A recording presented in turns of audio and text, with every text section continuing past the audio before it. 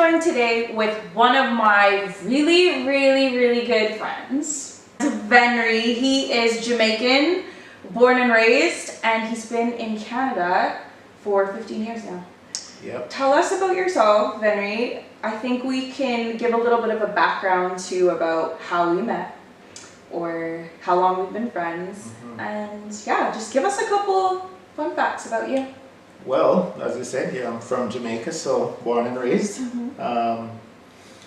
Been here 15 plus years now, going. So it's been a fun transition, coming from the tropics, of course, to this lovely place called Canada.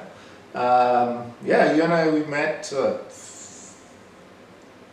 almost 4 years ago. Almost 4 years ago now. Yeah, 2019, I think. Yeah. End of 2019? End of Yeah. 2019, right before COVID started. Yeah.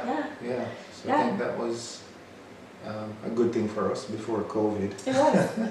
Yeah. Because that definitely helped us, during the COVID time to really, connect and learn about each other more and really be there for each other. Because COVID was a tough time, obviously, right? So, but yeah. So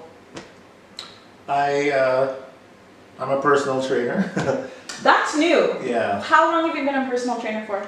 I've been certified for about 8 months almost, actually. Okay, so one of the things I admire about you is that you are a hustler. You grind and you always have new goals to pursue. And every time I talk to you, you're either doing something or you've achieved something new. Yeah. Because you didn't have that certificate, or is it a certificate? What is it? Yeah, it's a certification. The personal training. You didn't have that. I didn't. Yeah. No. And that's new. Yeah, so that's new. So everything goes full circle because I've been working out for just over 10 years now. Yeah. In the gym. So I'm like, man, I'm in the gym every day. Why don't I make some money while I'm at it, right? So that's why I decided to become a personal trainer. So as I've done that, I've been studying, psychology. I want to be a psychologist, so I was thinking of becoming a counselor. So I was like, okay, well, now that I'm a personal trainer, why don't I lean into sports psychology, right? Smart. Because I grew up playing sports. I'm an athlete by nature. So that's what you're pursuing right now. So right now I'm gonna be doing sports psychology. That's the goal in the next 2 or so years to have that completed. And how far along are you? So right now, I'm registered for the course and everything. But you've been taking courses already. Yeah. What are those courses? So the courses, so right now I'm actually not actively doing the courses. I'm registered at Athabasca University to start doing like some more in-depth psychology courses. Okay. Sociology and all that as well.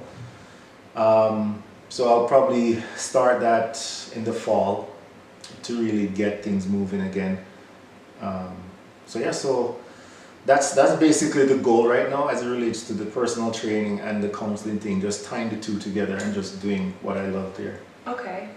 But you've always been a hustler, so back to my point, you used to be a landlord? Yes. Own the property? Yes. Right. Yeah. Let's talk about that. Yeah, being a landlord. But not even being a landlord, the fact that you own a property, how did you get from, what was that like coming to, did you come straight to Calgary? Yeah. Yeah? Yeah. So coming to Calgary, what was the process like? How long did it take to be able to acquire a property and be in a place where you were financially stable enough or even financially literate enough to do that? Well, it's just always the drive to succeed, right? Because I come from a very humble background, right? Tell me about it. What does that mean? I grew up poor. Let's just call it what it is. I grew up poor. Never had much. He's not poor now. Yeah, I ain't poor now. Yeah. So, What, you know. what does that look like? What did that look like? So that, whenever I talk about this, it always makes me feel like I'm getting naked. You know what I mean? So tell me what it was like growing up in Jamaica. What does it mean that you were poor? Yeah. So we never had resources. Mm-hmm. You know, the basic resources. Sometimes I'd go to bed without food. You know, sometimes go to school without lunch money. You know, things like that. Sometimes sleeping on the floor. You know what I mean? So that's the thing, right? Like people would see me now and think, you know, I didn't know that. I Sorry. come from a lot of things, you know, but no, I'm from very humble beginnings. Wow. Also, I'm just gonna let my viewers know I call you Sarge. So if I say Sarge, Yeah. his name is Venry, but the nickname that we have between The nickname derives from my last name, which is Sergeant. So you want people to come find you, eh? Hey! You want people to come find you, eh? True Give that. us the True gubby, that. the whole gubby. True that. Go. Okay. Yeah. Well, thank you for sharing that with me. I didn't Yeah. know that, and I actually admire you a lot more now. I always admired you for your work ethic and your grind, and your capacity to grow and your want to grow. Yeah. I always did, but learning that about you now, it's like puts things into a way different perspective. Yeah. So what do you think fuels your drive now, coming from humble beginnings? Well, that's the thing, and I think if you talk to most people that are from where I'm from, Where are you from? well, I sometimes call it the valley. That they call it that. I've heard it in dancehall songs. The valley can be very Yeah. isolated, lonely. Oh no, like I mean, like where are you from? Like- in Jamaica. Oh, I thought you Tell meant. us. No. Get on here and come see We're here your talking Jamaican about parables, talking in parables. Yeah, I knew the valley, like the Bible valley. Okay, this guy's getting Christian on us. Yeah, I'm I still know, in right? Jamaica. Okay. No, but in Jamaica, I'm from Manchester. Manchester. You know, in today's music they call it Galchester, you know. Who calls it that? Woo! Gubby. Govi, no, all the dancehall, Govi. Vibes Cartel, all of them. You Really? know, Galchester, yeah man, because we I don't, know. you know, they don't deal with man, but you know. Ah, fish. Manchester, no, I'm Galchester. That's hilarious. Yeah. So yeah, so I am from Manchester, the cool hills of Christiana. It's higher up, so it's cool. People from Kingston say it's cold, but for us, it's, you know, it's nice. So, what do you think it is that fuels your drive? Yes, so as I was saying, so yeah, so just coming from, you know, those humble beginnings, and if you talk to people who are from those humble beginnings, like, it's like there's just an innate drive to win, you know, because you're coming from nothing, so you want to achieve something, you know, so I think that's what just fuels me, just to succeed, just to get ahead, really, you know, because even like before I migrated to Canada, like I've been achieving a lot. Yeah, that's what I'm saying. Like even just the 4 years I've Yeah. known you, you've achieved Yeah. a lot, Yeah, which for is sure. like insane to me. Yeah, because like in when I was 15 years old, I heard a voice. At the time, I didn't know it was God, so we'll say it's a voice. Don't tell me that story yet. I want you to tell me what fuels your drive. Okay. Really get into what fuels Okay. your drive. So what really fuels my drive is my, you know, my will. Like I just want to win. You want to win. I want to win. What does it mean to win? To achieve everything there is to achieve that, you know, I desire. Like, you know, as you mentioned earlier, like, you know, I've achieved, like, I've had a couple of properties here since I moved here. A couple? Yeah, I How had many a is a condo couple? and I How many had is a couple? 2. Well, I owned two by myself, a condo and a townhouse. You're getting like more attractive.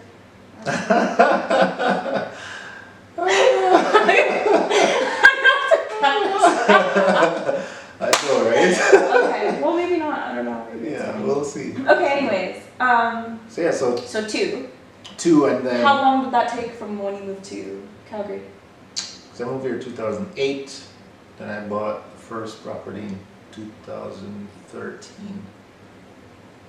So that's what. Wow. 9, 10, 11, 12. So that took you 5 years. You know, it's people who grow up here that don't ever own properties. So I've Well, heard. that's why I'm asking that question, Yeah. because it's a fascinating thing. Yeah. And it's a big deal. Yeah, definitely.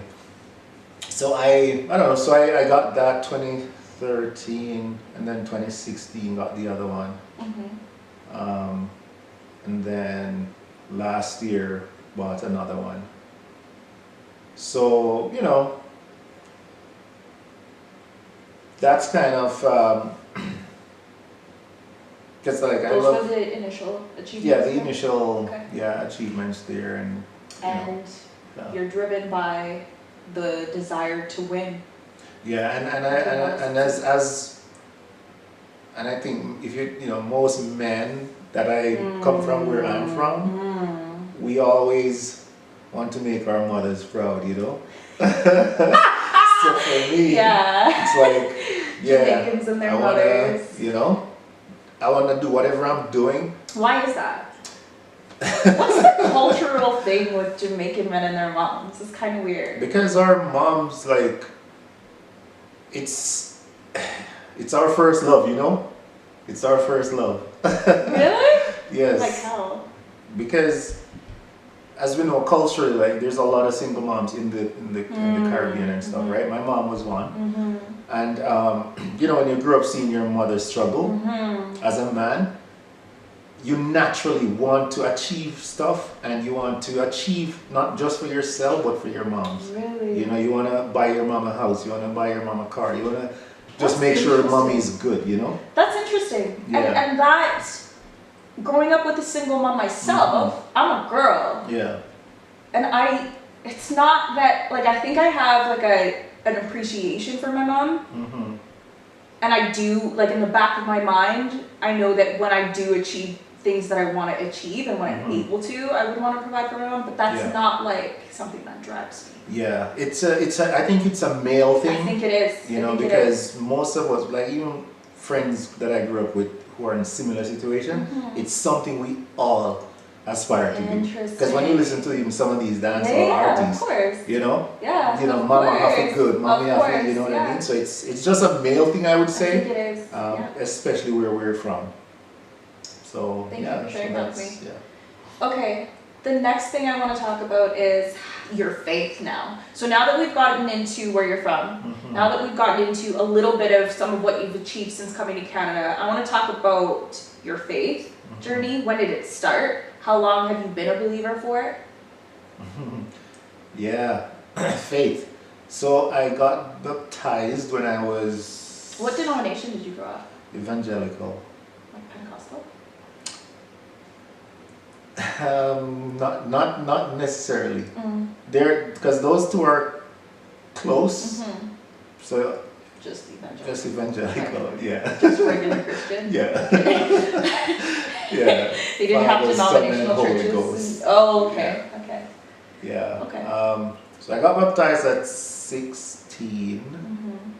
But that, were you always a Christian? Did you grow up I going to grew up in church, yeah, like Yeah. I love your hat. I want it to know where you got it from so I can I get bought the it same one. online. Okay, well, tell me where you got it from later. Yeah. But yeah, like I grew up in church, as majority of us in the island. We have to go to church.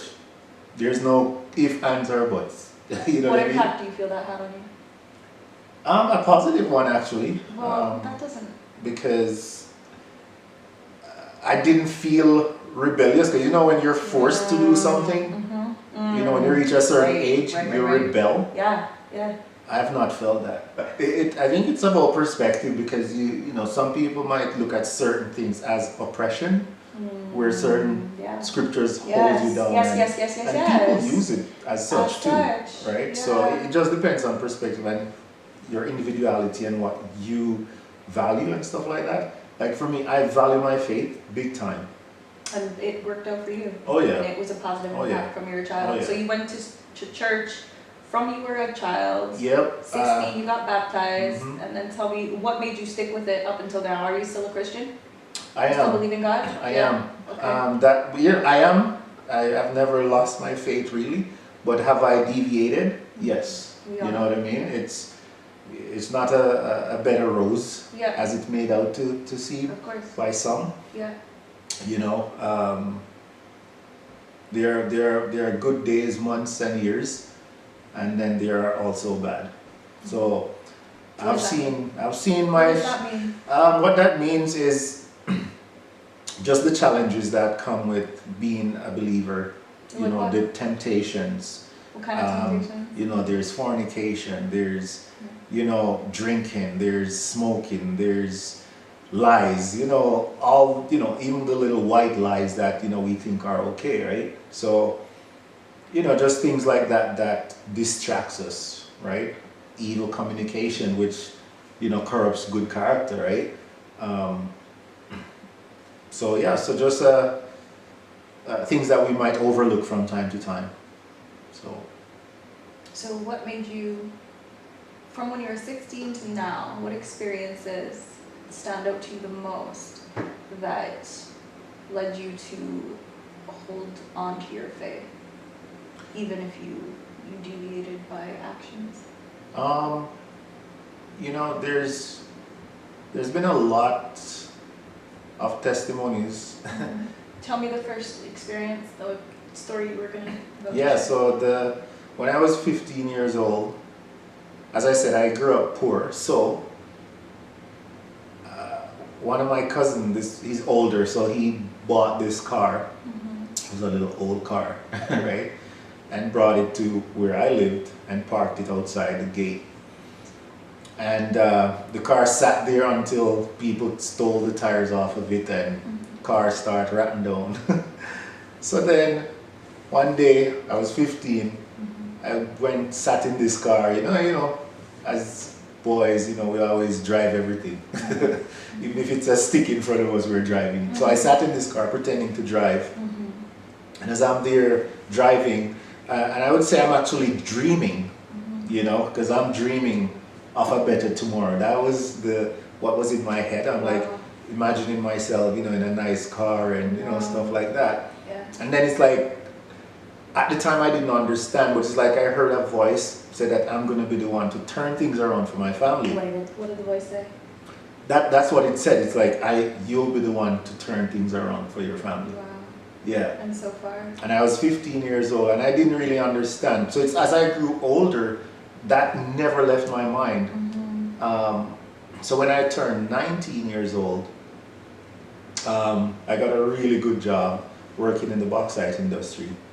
That was paying bank, you know. So from then on, I was able to, you know, really just spend money on where we live, like that little house, build it up so it was bigger. So everybody that lived there now was able to have more space. You know, we didn't even have bathrooms inside. So there was outside bathrooms and kitchen outside. So then we built up the house to the point where we have inside bathroom, kitchen and everything now. And, you know, everyone had their own space now. So at 19 years old, that's what I was doing. You know what I mean? I wasn't running up and down, like spending my money on Jordans and none of this stuff. I was building up a place for my family to be more comfortable at 19 and 20. I actually worked that job. I resigned from that job to come to Canada actually. So I left that job when I was 24. So I worked there for just over 4 years. And then, yeah, so left that job, come here. So I think that voice was, or that testimony or vision came to pass 4 years later. Wow. So I heard it at 15 and at 19, things really turned around for my family. Wow. You know what I mean? So, And was it as a direct result of the job you were working? of course, because we needed the resource, right? Like Mhm. that was the only way that things were going to be turned around. Because by turning things around, literally like that, everyone was able to be more comfortable. Um, things also turned for the betterment of everyone. That everyone was more, what would you say, Provided for? yeah, Bible says that He knows the desires of our hearts, Mhm. right? And Delight yourself in the Lord, and He'll give you the desires of your heart. exactly. Mhm. So for me, after seeing that coming to pass, I was like, man, then now I truly believe that whatever it is that I ask God for, Mhm. it will come to pass. Mhm. And there are, several situations, because even the job I got, that didn't just happen by chance. You know what I mean? That was strictly a provision, because God knew that I have a giving heart. Mhm. I'm like an empath, Yeah. right? That's what I love you. I think there is kind of growing up Christian too, and then having to find myself as a biracial person Yeah, and pick and choose, cherry pick pieces of culture that I wanted to take on for me and myself to adopt from my personal identity. How would you explain that to somebody, and what does that mean when you say you have to understand the culture? Because from the outside looking in, it is debaucherous. It looks Yeah. like debauchery. yeah, And Caribbean culture in general, that could be said of that. And Of course, especially yeah. coming from a Christian background, Yeah, right? yeah. What do you have to say about that? Well, so when I say understand the culture is, like, I've come across a lot of people who, when people meet me, for example, and they find that, okay, I don't have any kids, I'm not, I've never been married, I've been engaged, but I've never I been feel married. like all us millennials have been engaged. Right?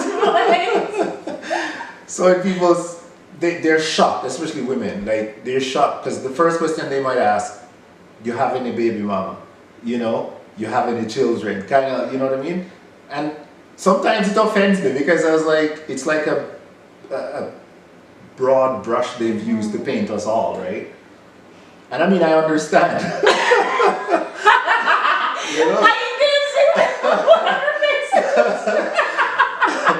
I understand why they would do such a thing, but at the same time, your whole side. you have to have the belief that, you know what, there are still some good ones out there. You can't paint everybody with the same brush. But the question is, if there's enough and the majority is a certain way. Yeah, because the thing that I came to was that, okay, well, what have been happening out there, you know what I mean? Like, I understand that, yes, man's out there giving all of us a bad name. I know that, you know what I mean? But I'm just saying that it's like an appeal then to the ladies. Don't give up. There are still some good ones out there. Sorry. That's basically what I'm trying to say, right? Because But like, how many are you gonna have to go through though? Like, does it make sense to you when somebody says like, I'm not dating Jamaicans anymore after many I do experiences? understand that. Especially as a woman, and women, we don't have infinite time to have a kid, But for example.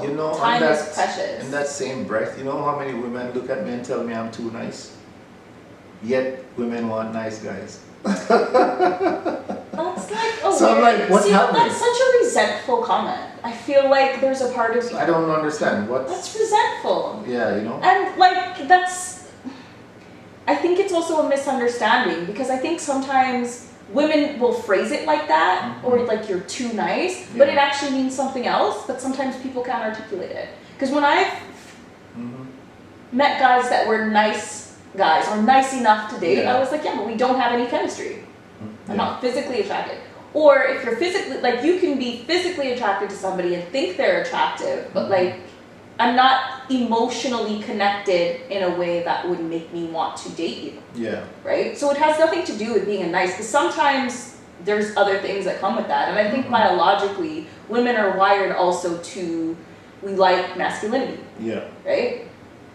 And those traits are often synonymous with sometimes a stereotypical outlook of like assholes.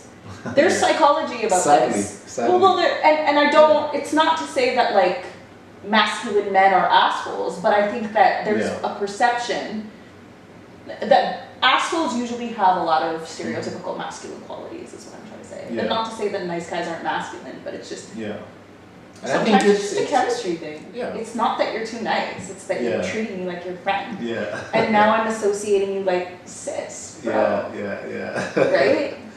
Yeah, I guess. Okay. Okay. But this is a thing that dancehall has perpetuated. Yeah. Is that you don't bow to women type of thing. Yeah. So tell me about the culture. So culturally, growing up and stuff, like what I know growing up, just like how, certain things, lifestyle have become mainstream nowadays, right? Like, like what? homosexuality and all these things have become mainstream, right? Like, okay, yeah.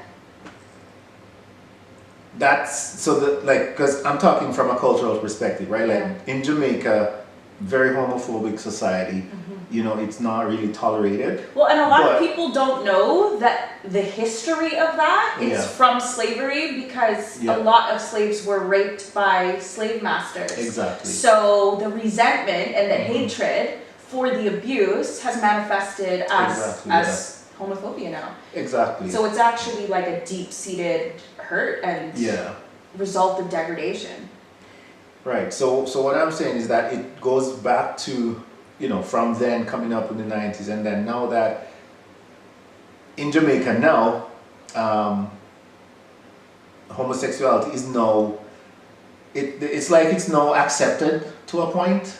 Not that it's accepted, but they can move around more freely, let's say, than they used to back in the 90s or even 80s, early 2000s, right? So now you see someone out, they're gay or whatever. But what does that mean, like the culture, understanding the culture?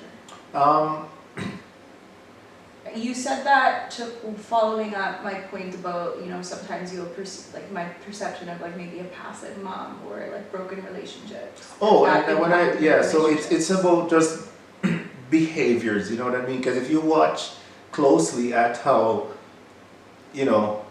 certain parents and children interact, right? Like for example, I know my mother loved me dearly, right? My mother hardly hugged me. You know what I mean? I don't have a problem with that. You know what I mean? I never questioned my mother's love. So I don't tie my mother's love to a hug. You know what I mean? So that's culture. Like, I realized that how we grew up, you know what I mean? Like, there wasn't all this showering of hugs and kisses and all these things in our upbringing. As I said, we grew up in a very small house, but guess what? Our house was filled with love, irrespective. You know what I mean? We would laugh, and even when we didn't have food to eat, man, like, we're making jokes, we're happy, so our love, or the love that I'm shown, it wasn't tied to my mother hugging me 24/7. You know what I mean? I'm not saying I was never hugged, right? But just by talking to some people, they're saying, oh, like, it's a difference in cultural perspective. Yes. Oh, I see what you mean. You know what I mean? I see what you're saying. Yeah. Because I never once questioned my mother's love for me. Why are Jamaican men stereotyped for? Why do a lot of Jamaican men cheat, do you think? And if you don't know, you don't know, right? And even being Christian, right? Because you guys, a lot of Jamaicans are raised and again, Christian. okay, so that's also tied back to culture in terms of when you look at our music. So man, we have North Girl and Girl in a Bungle, Girl from Rima, right? And so you have that song, You know what I mean? So it's like, as a man, if you have enough girl, kind of. Well, So yeah, there's a lot of music, you know, yeah. Come on, now, Jolly, you know. Yeah. So you have, and then as a youth growing up, you hear these songs, you know, say, oh, I'm there with Charmy, I'm there with Nikki. Yeah. And yeah, tell your Bridget, say, and the Bridget, them a big you up. Yeah, yeah. So it sounds funny, but it's a thing when you listen to all this music and stuff. So as you grow up and, you know, daddy have one you this or daddy have two you. You know what I mean? Me have a brother over this, me have a sister over this, alright? So I'm not saying that's the culture generally, but it's a part of, right? So thank you for sharing that. Yeah. Thank you for sharing that. One of the last things I want to ask you is success. Coming from where you've come from, being where you are now, having the faith that you have. How do you know when you're successful? And do you already feel like you're successful? What is success to you?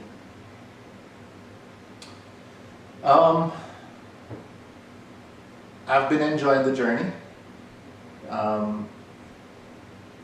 I think as long as you have life, there's still more to give. I see success as not from a materialistic perspective in terms of what I achieve, you know, materially, right? Like, I see success as impact.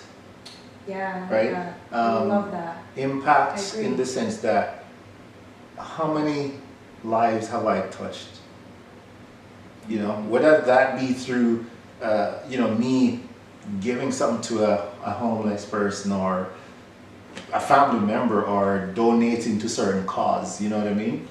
It's impact, because I don't think success is really, you know, from a secular perspective, I think yes, we do look at success as, you know, what we achieve materially and money, right? But then conversely, people might say, oh, well, you know, in order to impact, you need money. Not necessarily, right? Because going back again full circle. But do you think it's a bad thing to have money, especially being a Christian? Oh no. Oh no. Also, no. another thing is like liking nice things. Ooh. Like I like nice things. Me too. I love nice things. I love some nice pretty things. I love beauty. Yeah. I like jewelry. And something I was thinking about today, actually, in preparation for this question between you and I, was, doesn't the Bible say that heaven's paved with gold? Oh, come on. Okay, so doesn't gold come from heaven? Doesn't on. wealth originate in heaven? You Isn't God the creator and originator of beauty? Solomon, one of the richest men in the Bible. God, when he asked for wisdom, God said, I'm going to bless you with more than that because you didn't ask me for that. Exactly. Yeah. Exactly. Yeah. So there's the humility. Yeah. Right? So, yeah, so to me, success is impact. I agree. Impact. Where do you think that part of that impact should be introducing people or leading people to Christ? Of course. 100%. What does impact mean to you? Impact to me is, how can I help to elevate you, right? Where you're at. Some people might need elevation emotionally, right? There's people that might be depressed out there. There's people who might be struggling with certain things, right? And for me to just sit with you and listen to you and maybe help to steer you in the right direction through encouragement. How do you feel empowered to do that? I think that for me is just you know, my innate ability being an empath, you know, and I don't know, I just have this natural cure that I want to help, you know, so. Do you think that that's the spirit? I would say so, because I've been like that since I was very young. Like, it's not like I just became this person. I've been that way since I was like a child, you know, and I've just grown into it. So I think it's one of your giftings then. Yeah, I believe so too. That's amazing. Yeah. I agree with you. I think success is impact, and that's something that I'm after. I think that's part of why I started this pod. It's also why I wanted to talk to you, because I think a lot of our conversations are very impactful, even for Right. me. You've encouraged me a lot. And most recently, even with the podcast, thank you. Yeah, here we are. Yeah, here we are. How long was that? 3 weeks? I'm a doer, I hey? know, man. I'm a doer. Yeah, man. But yeah, like you encouraged me with that as well, and I agree with you that that's success. And I think one of the cornerstones of our relationship is we're always talking about our goals. Yeah. From 2020, we're talking about our 2020, goals. yeah. And did I talk about a podcast in 2020? Or like, I think I was talking about more events. I think events. Funny enough, Yeah. that business plan ended up being conducive to this one. Oh, really? Because yeah, and Oh. in that business plan, it went from like that, Mm-hmm. like some kind of gathering Yeah. to this, but now it's actually in reverse. Oh, So it's, yeah. Okay, yeah. So, well, it could be in reverse. That's Yeah. what this turns into, but yeah. So that's one of the things I love, is I love talking about goals with you. I love talking about what I'm working on, what we're working on, and I totally agree that success is impact. But along the way, I'd like to also have nice things. Oh, yes. I'd like to be pretty. and- I'd like to wear jewelry. I'd like to get Yeah. my hair done, my Yeah. nails done, and wear makeup. And all of that will come, obviously, right? Do you think that that's, where do you think the perception is? I agree, it will come. Mhm. Seek ye first the kingdom and his righteousness, and all of these things will be added to you. Yep, Matthew 6:33. But what do you, where do you think that perception that you shouldn't be rich comes from, or you shouldn't wear nails? A lot of churches think, Yeah. and this comes from a Jamaican church I actually went to. I don't know. This ideology that you shouldn't wear nails, you shouldn't have makeup, because a lot of people would look at me and see me, and even maybe in the comments of this Mhm. video. So you're not. Well, it's gonna come. I'm Yeah. prepared for it. But Yeah. like, I like nice things, and I think honestly, nice things originate from heaven. That's the Bible talks about this. Or beauty originates from heaven. I think that penchant, that desire, even Yeah. comes from God. I always As this an scripture that says, "The earth is the Lord's and the Mhm. fullness thereof," Mm. and I'm like, if God is my Father Mm. and the earth is His and the Mhm. fullness thereof, how come I don't have any? You know, so when people are saying, "Oh, we shouldn't have things and nice things, nice cars or whatever," man, Or what about the desire for them? Because I still desire. oh, me I too. I feel like it's a priority thing though. Yeah. First and foremost, I desire God. I Of desire course, my of course, purpose, and of that's course. it. I love God. I Mhm. know God loves me, and things have not been put into perspective Yeah. well, even in my life. Seek ye first the kingdom and its righteousness, and Mhm. all of these things will be added to you. Yeah. But some people seek kingdom with the things, or Mm. things then kingdom. Yeah. I think it's just prioritization. I don't think there's anything wrong with wanting to enjoy life, with wanting, especially as an artist, I love pretty things. I love Mhm. beauty. I love makeup. I like Yeah. when my it makes me feel good. I Yeah. like the way it looks. Yeah. And putting your best foot forward, Of course. even especially as a Christian. Of course, as believers, we need to step out, man, and Step show out, off you know what I mean? God. Well, and I think Yeah, that's man. why I love you so much, though, because like a lot of my Christian friends and Christian community, they're not like, we could go out together Yeah. and we could have fun and Yeah. not even drink, Exactly. right? We could talk to everybody Yeah. there. Yeah. We can, and we Yeah. look like, even the way that you don't Mhm. look like a dork. Right? Well, and a lot of times it's almost like a conditioning. Yeah. Oh, I Yeah. don't want to look like the world. I don't want to. Yeah. I don't want to Yeah. be Yeah. too this or too. Nah. Like if I want to wear a belly top, I'm wearing a Yeah. belly top. I'm not like I work out. Mm-hmm. I don't see an issue Yeah. as long as like, again, it's in the right spirit. I'm in Yeah, you Christ. know, Everything I do yeah. is in Christ. Like Christ is Everything in with me. I have a moderation, relationship. and you Yeah. know